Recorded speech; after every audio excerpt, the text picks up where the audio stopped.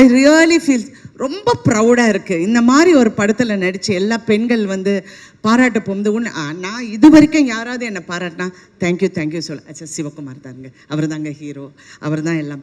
Because that success belongs to you.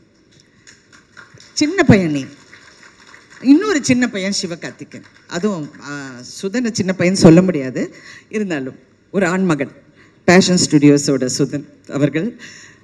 எல்லாருமே நீங்கள் பெருமைப்படலாம். நிறைய பேரோட கேரியரை நீங்கள் பெரிய அளவுக்கு லான்ச் பண்ணிருக்கீங்க. இந்த மருமகளாக நடித்த ஒவ்வொரு பொண்ணுங்களும் என்னால் மறக்கவே முடியாது. அதே மாதிரி பாலசரவணன் என்ன நடித்தார், அதுவும் இவங்க இருக்காங்களே பாருங்க, இந்த நம்ம பிசிஸு,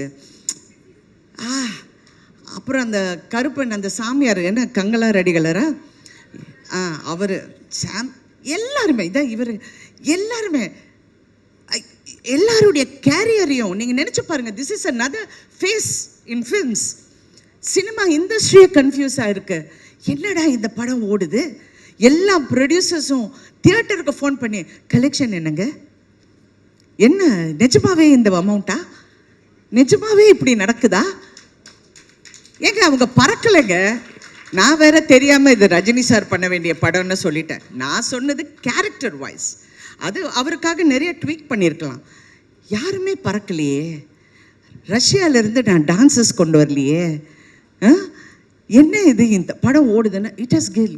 ஸோ உண்மை என்னென்றால் கண்டென்ட் இஸ் கிங். அதை பேக்கேஜ் பண்ணுறதும் இன்னொரு கிங், சிவகார்த்திகேயன் கிங். ஐயோ ஏதாவது என்ன சர்ச்சை செஞ்சிருவாங்க, வேண்டாம் எல்லாரும் பயந்து பேச வேண்டியதாக இருக்கு.